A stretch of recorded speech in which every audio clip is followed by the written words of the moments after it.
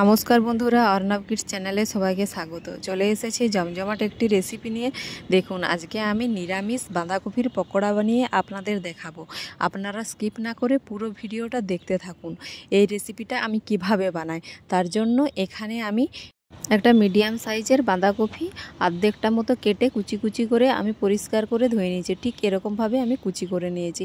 এরপর এগুলো একটা পাত্রে আমি নিয়ে নেব। দেখুন, একটা পাত্রের মধ্যে এই কুচনো বাঁধাকপিগুলো আমি কিন্তু নিয়ে নিলাম। এরপর আমি এখানে দিয়ে দেবো প্রায় 3 চামচ মতো বেসন। দেখুন, এই চামচ মেপে আমি 3 চামচ বেসন এখানে দিয়ে দিলাম।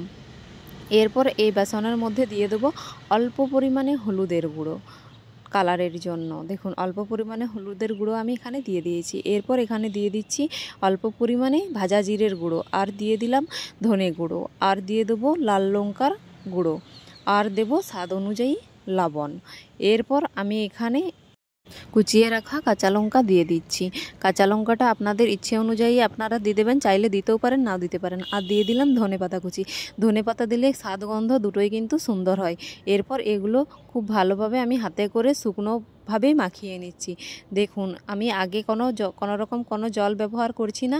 আমি এগুলো শুকনো অবস্থাতেই কিন্তু খুব ভালোভাবে মাখিয়ে নিচ্ছি, কারণ এখানে লবণ দিয়ে দিয়েছি। আর বাঁধাকপির মধ্যে যে জলটা আছে, লবণ দিলে এর থেকে অল্প অল্প করে জল বের হবে, তার জন্য আগে আমি খুব সুন্দরভাবে এগুলি হাতে করে মাখিয়ে নিলাম। এরপর আমি এখানে দিয়ে দিচ্ছি অল্প পরিমাণে জল, কারণ এখানে বেশি জল দেওয়া চলবে না।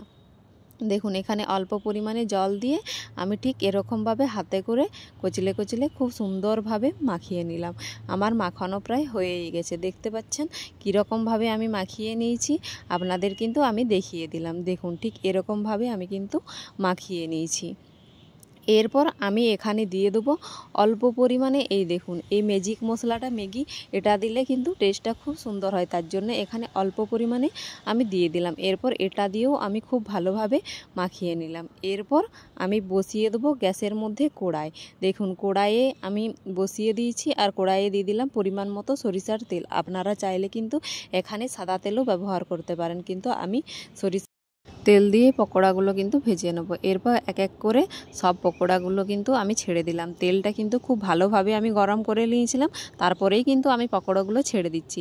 আর তারপর কিন্তু আপনাদেরকে মনে রাখতে হবে যে পকোড়াগুলো যখন আমি ভাজবো তখন কিন্তু ফ্লেমটা মিডিয়াম টু হাইয়ে রাখতে হবে। একদমই হাই করে রাখা চলবে না, ফ্লেমটা কিন্তু আপনাদেরকে মিডিয়ামে রেখে দিতে হবে। তাহলে পকোড়াগুলো কিন্তু উপর থেকে লাল হয়ে যাবে, ভিতরটা ঠিকভাবে পারফেক্টভাবে তৈরি হবে না। তার জন্য আমি কিন্তু মিডিয়াম ফ্লেমে পকোড়াগুলো কিন্তু আমি সুন্দরভাবে কালারটা চেঞ্জ করে কিন্তু ভেজে নিয়েছি। দেখতে পাচ্ছেন পকোড়ার কালারগুলো কিন্তু সুন্দরভাবে চেঞ্জ হয়ে গেছে।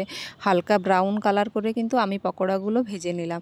দেখতে পাচ্ছেন কত সুন্দর কালারটা এসছে। আমার পকোড়াগুলো কিন্তু রেডি হয়ে গেছে। এরপর আমি তেলের থেকে পকোড়াগুলো তুলে নিচ্ছি। দেখতে পাচ্ছেন দেখতেও সুন্দর হয়েছে, খেতেও কিন্তু অসাধারণ লাগবে।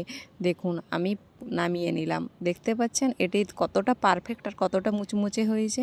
যদি আমার রেসিপিটা ভালো লেগে থাকে অবশ্যই আমার চ্যানেলটিকে সাবস্ক্রাইব করে দেবেন, এবং লাইক, ফলো, শেয়ার, কমেন্ট করতে একদমই ভুলবেন না। ফিরে আসছি নিত্য নতুন রেসিপি নিয়ে। ততক্ষণ ভালো থাকুন, সুস্থ থাকুন, সাবধানে থাকুন।